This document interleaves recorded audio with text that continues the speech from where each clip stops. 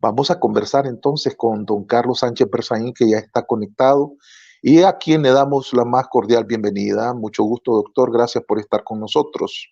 Encantado, señor Marín. Un saludo a usted, a su programa y a toda la importante audiencia que tiene en todas las Américas. Mucho gusto.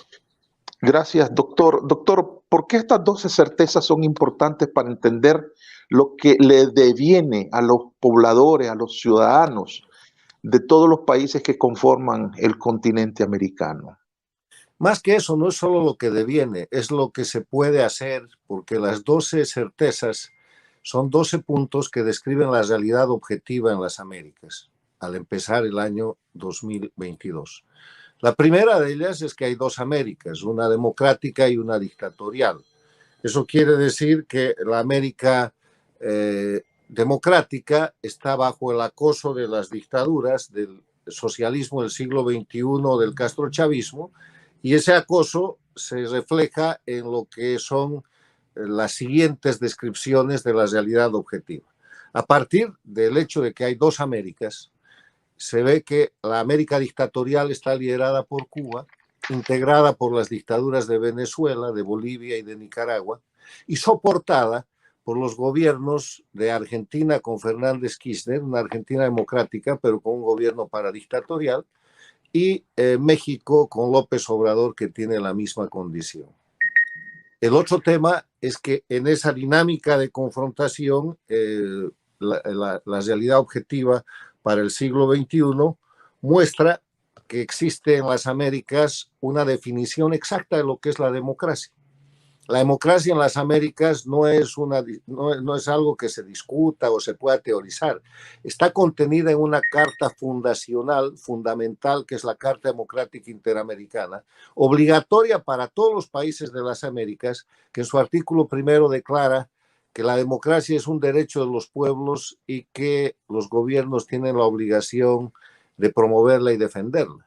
Y que en su artículo tercero establece los elementos esenciales de la democracia, que son el respeto a los derechos humanos, el acceso al poder y su ejercicio en función del Estado de Derecho, el cumplimiento de la ley, la separación e independencia de los poderes públicos para que nadie concentre el poder, las elecciones libres, periódicas, justas, transparentes, celebradas en base al sufragio universal como expresión de la soberanía popular y la libre organización política. Esos elementos ayudan a ver el otro punto de la realidad objetiva, que es que el hecho de que no se cumpla un tratado, una ley, una disposición como la Carta Democrática Interamericana, no quiere decir que la ley no exista.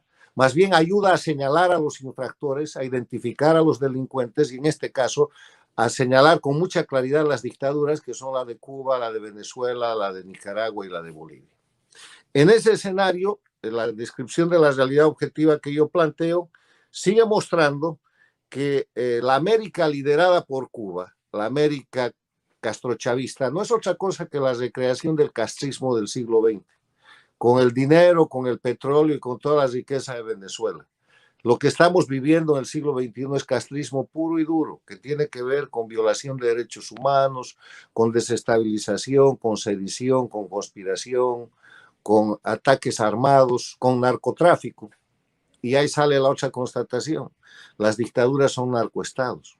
Cuba, Venezuela, Bolivia y Nicaragua son países en los cuales los gobiernos participan de la actividad ilícita del narcotráfico.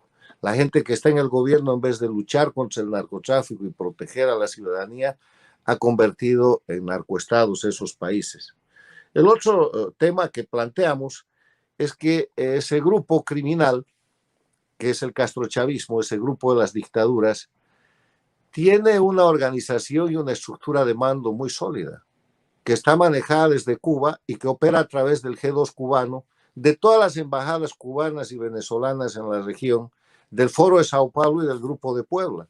Mientras que en la otra mano, esta es otra constatación, la defensa de la democracia es parcial, es inorgánica, está limitada a cada país y en eso las dictaduras han aprovechado grandes ventajas para cometer fraudes, para tomar los países y para desestabilizarlos. Otra constatación es que estas dictaduras han creado un sistema que se llama dictadura electoralista, que acaba de ser ejecutado en Nicaragua el 7 de noviembre. El concepto de la dictadura electoralista es que el pueblo vota pero no elige. O sea, suplantan, falsifican criminalmente la voluntad popular para mantenerse indefinidamente en el poder y se atribuyen triunfos electorales que nunca han existido. Otro de los elementos de constatación es que en la América dictatorial hay presos, hay perseguidos, hay torturados, hay exiliados políticos. La violación de los derechos humanos es una cosa concreta. Cuba, Venezuela, Nicaragua, Bolivia, todos tienen presos políticos y son de conocimiento mundial. Todos son torturados. Hay persecución utilizando el sistema de justicia que se convierte en el instrumento verdugo para que las dictaduras se asienten. Y todo eso demuestra la concentración absoluta del poder. Y otra de las constataciones que hacemos es que las dictaduras son objeto de sanciones, pero que son sanciones irrelevantes. Les quitan la visa, les cortan algún tipo de actividad, pero planteamos la necesidad de pensar en las sanciones inhabilitantes, o sea, sanciones de carácter económico y político que inhabiliten a las dictaduras, porque el concepto de sanción es una medida para corregir, para modificar o para cambiar una conducta. Cuba se queja desde hace 63 años que tiene sanciones y tiene bloqueo y sigue existiendo, sigue recibiendo cooperación internacional, sigue siendo sujeto de derecho internacional. La mayoría de los países mantienen relaciones con ellos. En el caso de Nicaragua ha venido el escándalo criminal del 7 de noviembre que han querido llamar elección y no ha habido un solo país que haya llamado a consulta a su embajador. No digo que haya roto relaciones con esa dictadura. Esperamos que eso suceda cuando se produzca el otro acto criminal, que es la gran simulación de que Ortega y Murillo vuelvan a jurar o vuelvan a tratar de decir que tienen legitimidad para detentar el poder. Y finalmente, es que en el tema de las dictaduras, parecería por la experiencia del 2021 que ellas van ganando espacio. Se atribuyen el triunfo en el Perú con Castillo, se atribuyen el triunfo de Chile con Boric, pero eso no es cierto, porque las dictaduras de Cuba, de Venezuela, de Nicaragua, de Bolivia, y ustedes lo pueden ver en su país, no tienen economía, han llevado a sus países a unas crisis económicas terminales. Cuba y Venezuela son crisis humanitarias, no tienen respaldo popular. Nadie de las dictaduras tiene más del 10% de respaldo popular. Gobiernan por la fuerza, con grupos de choque, con encarcelamientos, con persecuciones, con presos políticos, con tortura. Y lo que es más importante, están en evidencia a los ojos del mundo. Y a nadie duda que Cuba, que Venezuela, que Nicaragua, que Bolivia son dictaduras. Y finalmente, que son dictaduras que no son un proceso político, sino que son un proceso de delincuencia organizada transnacional, porque detentan el poder indefinidamente con fines de impunidad y con fines de seguir cometiendo crímenes que los cometen todos. Si usted se fija la gestión de Ortega o la de Cuba con Díaz-Canel o la de Bolivia con Evo Morales y Arce Catacora o la de Venezuela con Maduro, hoy día cometen los delitos de medio código penal y mañana la otra mitad. Cometen delitos que van desde el asesinato, la corrupción, los delitos contra los derechos humanos, crímenes de lesa humanidad, y gobiernan de esa manera en un sistema, esta es la puntualización final, de terrorismo de Estado. Son regímenes que manejan el terrorismo de Estado como instrumento, y el terrorismo de Estado son crímenes de lesa humanidad, como instrumento para detentar el poder. O sea, planteo a mis lectores y planteo a la opinión pública interamericana y mundial estas constataciones que se ponen así porque usted las puede comprobar con la observación de la realidad objetiva, que tienen que marcar el ámbito, el marco de referencia político, histórico y de la realidad objetiva en el que se va a mover el 2022. Las democracias van a seguir bajo acoso, las dictaduras están en crisis, hay un juego que hay que aclarar para definir desde la democracia si las dictaduras van a ser cesadas o van a seguir siendo toleradas. hay presos políticos, hay torturados políticos, hay miles de exiliados políticos, millones en el caso de Venezuela y de Cuba, miles en el caso de Nicaragua y Bolivia, y todo eso es la realidad objetiva sobre la que este año vamos a ver moverse tanto las iniciativas como las consecuencias de la realidad política interamericana. Déjeme preguntarle si estas dictaduras gozan de un respaldo que usted ha asignado en un escaso 10%.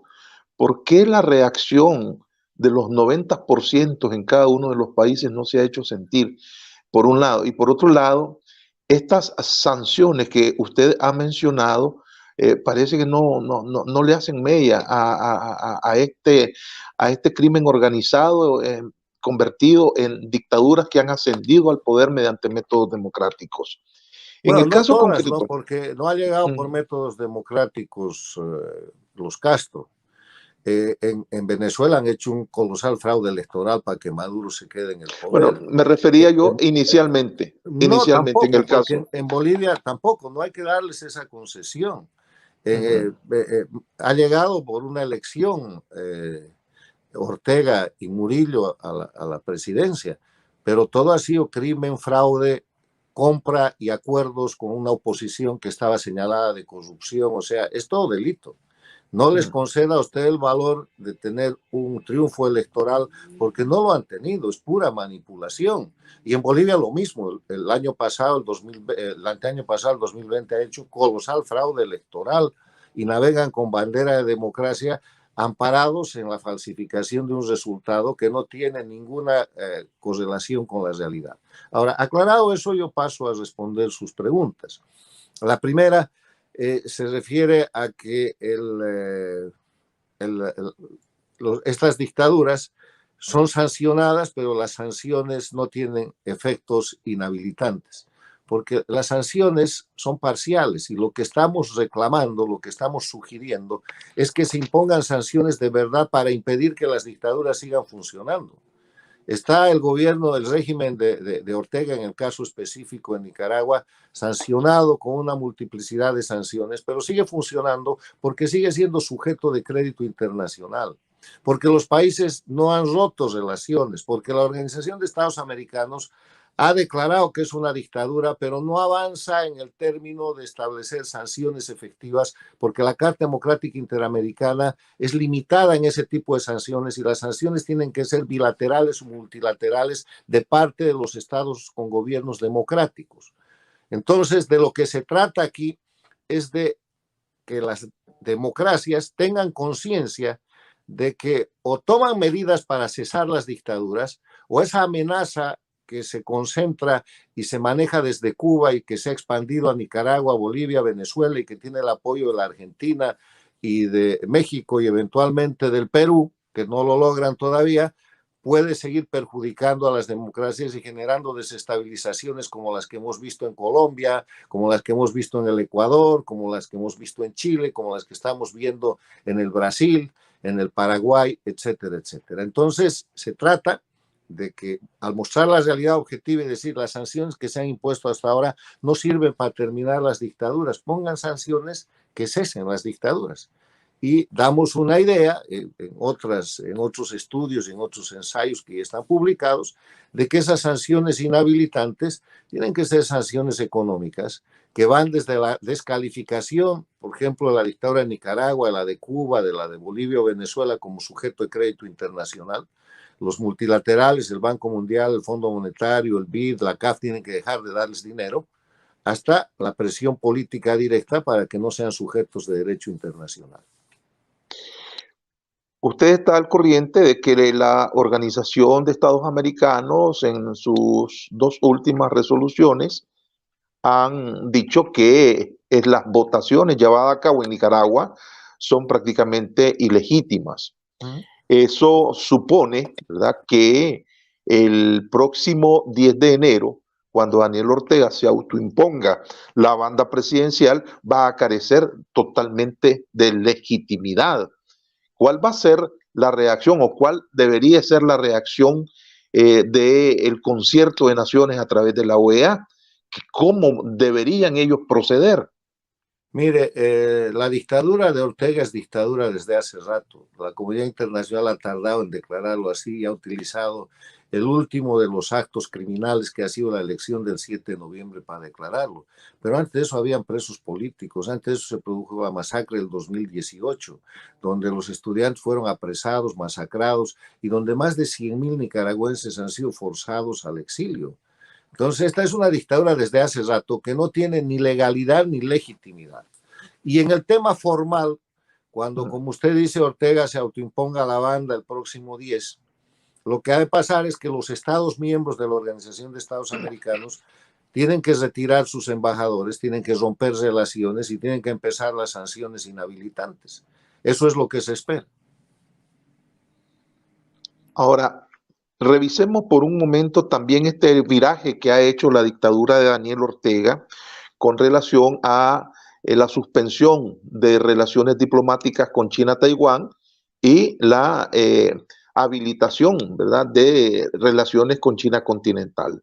Ya un cable noticioso da cuenta de que el dictador Xiaoping va a mandar un delegado especialísimo a la toma de posesión, entre comillas, del dictador Ortega.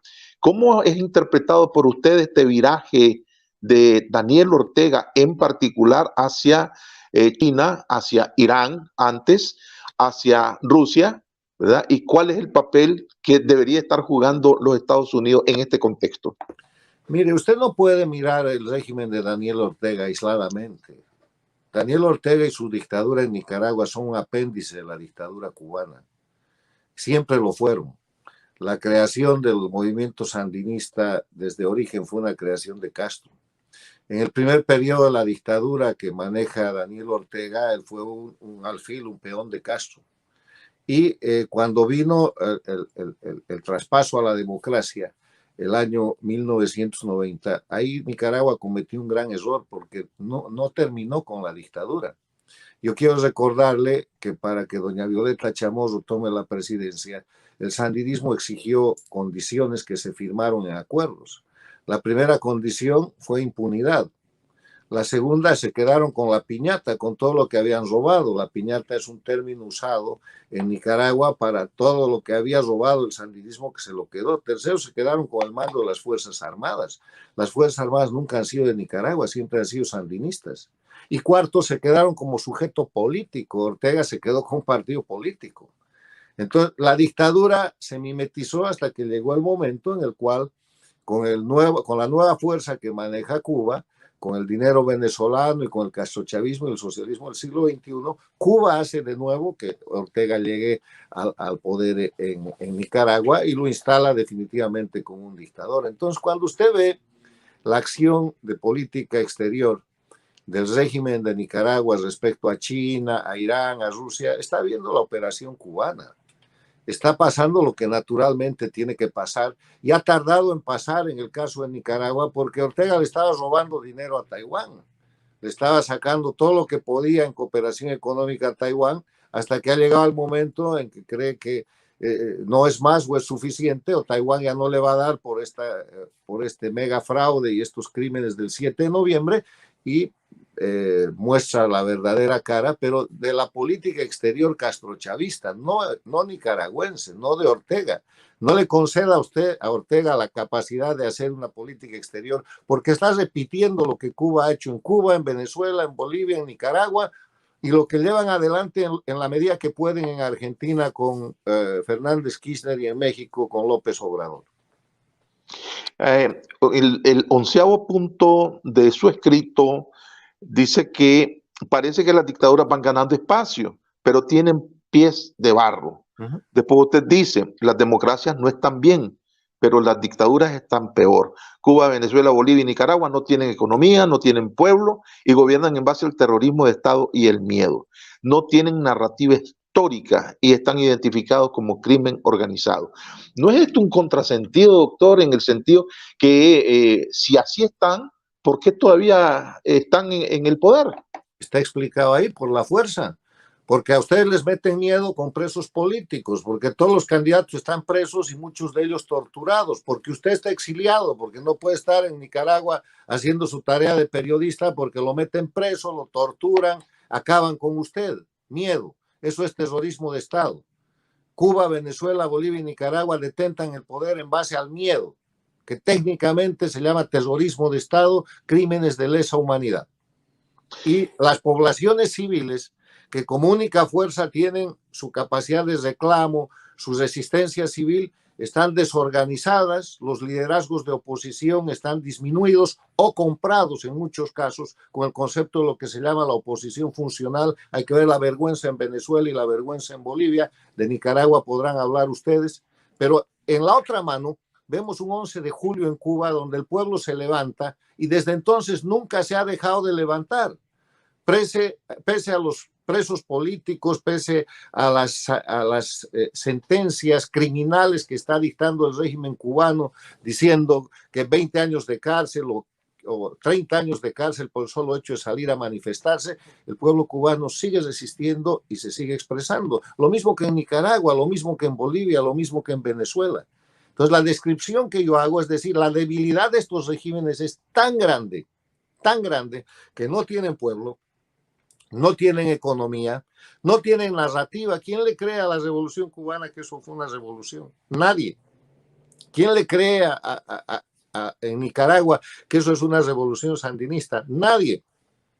¿Quién le cree que hay un proceso de cambio en Bolivia o que en Venezuela hay una revolución bolivariana? Nadie. No tienen discurso y todo lo manejan en base a la fuerza, en base a la amenaza, al miedo y al soborno, porque tienen el dinero que viene del narcotráfico y de otros crímenes para manejar organizaciones de ese tipo, que muy pronto se ve en la creación, por ejemplo, de la oposición funcional. Hay gente que no explica cómo es posible que en un escenario como el de Nicaragua acepten ser candidatos cuando la mayoría de los candidatos están presos. Es a cambio de prebendas, aunque la prebenda sea la libertad, pero ya es una prebenda en un ambiente de dictadura que está regido por el terrorismo de Estado. ¿Cuál es la salida que usted ve a este panorama? Bueno, es muy sencilla. Tienen que concurrir dos factores. Tiene que continuar la resistencia civil, lo que usted está haciendo, lo que hace la juventud y los políticos honestos dentro de Nicaragua, de Bolivia, los líderes cívicos en Venezuela, la juventud y los artistas y los líderes en Cuba, resistencia civil. Y en la otra mano, en el ámbito internacional, hay que buscar lo que se recomienda, que son sanciones inhabilitantes, una acción efectiva de la comunidad internacional y de los países democráticos, reconociendo la gravedad de la situación para cesar las dictaduras. Concurriendo esos dos elementos, las dictaduras van a cesar. Si la comunidad internacional, si los países democráticos cortan el crédito, cortan y sacan a los bancos de las dictaduras del sistema financiero internacional, se acabaron las dictaduras en semanas. Entonces, lo que hay que hacer es persistir, resistir y continuar en lo interno en cada uno de los países bajo dictadura en un sistema de resistencia civil. ¿Qué es lo que está sucediendo? No necesitamos ni decirlo. Recogemos lo que está pasando para que el pueblo, para que los países, para que las Américas y el mundo lo vea y que la gente que está en resistencia civil en Cuba, en Venezuela, en Bolivia y Nicaragua sepa que está siendo acompañada por una cada vez más fuerte y creciente corriente de opinión pública mundial que respalda su lucha por la libertad, por la democracia. Usted designa al grupo, al G2 cubano, al Foro de Sao Paulo y al Grupo de Puebla como, digamos, el pivote, el engranaje, el eje por el cual transitan las ideas y obviamente las acciones que después se diseminan a lo largo del continente. ¿Hay una oposición formal a estos grupos y a estos ejes de trabajo? Ese es el aparato operativo del castrochavismo, donde usted tiene que incorporar las guerrillas, donde tiene que incorporar las embajadas de Cuba y Venezuela y de Bolivia y de Nicaragua que operan bajo la protección del sistema diplomático. Usted tiene que incorporar una cantidad de comités que han logrado tomar en las Naciones Unidas. Una de las cosas horribles del año 2022, y vale la pena comentar, es que la Comisión de las Naciones Unidas para los Derechos Humanos tiene 68% de manejo de parte de las dictaduras del mundo. está China, está Cuba, está Venezuela, están las dictaduras. O sea, es el ratón que está cuidando el queso, los violadores de los derechos humanos que controlan más de 2/3 de los votos de una Comisión de Derechos Humanos de las Naciones Unidas, que ya no sirve para nada. Entonces, esa es la dinámica a través de la que se mueven. Y yo cito el G2 cubano, el Foro de Sao Paulo y el Grupo de Puebla, porque son 3 niveles diferentes, pero hay más. El G2 cubano es un nivel de operación de inteligencia y de operaciones inclusive físicas de amedrentamiento, porque son operativos. El Foro de Sao Paulo es una dinámica de penetración simulando ideología en toda la región, pero ahí están las FARC, está el ELN, también tienen manejo de la violencia, la conspiración, y el Grupo de Puebla trata de ser un nivel un poco más elevado, donde hay gente que ha pasado por el gobierno y que, hablando de izquierda, tratan de disfrazar el castrochavismo y el crimen organizado. Pero hay muchas más organizaciones y entes de ese tipo. Ahora están tratando de recrear la CELAC, que es un fantasma, es humo, no es nada. Y hace unas semanas, cuando en diciembre pasado el presidente de Estados Unidos hizo la cumbre de la democracia y obviamente no invitó ni a Cuba, ni a Nicaragua, ni a Bolivia, ni a Venezuela, se apresuraron los dictadores en reunirse en La Habana y recrear otro fantasma, otra bombita de humo que tienen, que se llama el ALBA. Entonces tienen ese tipo de denominaciones y operativos, pero son los mismos que van cambiando de careta para tratar de mostrar condición política, que esta es la recomendación central de mi observación sobre la realidad objetiva de cómo empieza el año 2022. Hay que separar la política de la delincuencia organizada. Hay que separar la política del crimen organizado. Ortega y Murillo no son políticos, son delincuentes, violan los derechos humanos todos los días, cometen terrorismo de Estado, tienen crímenes de lesa humanidad, no pueden ser incluidos en el ámbito de la política. La gente que hace política en serio en Nicaragua tiene que ponerlos en su real dimensión, y así en Cuba, así en Venezuela, así en Bolivia, así en la Argentina y en México, para evitar que este tipo de actitud de simulación política para encubrir la delincuencia organizada y el narcotráfico sigan creciendo. Bueno, mucho gusto, doctor. Muchas gracias por su tiempo. Sabemos que está sumamente ocupado, ya tenemos media hora de entrevista. Muchas gracias. Gracias.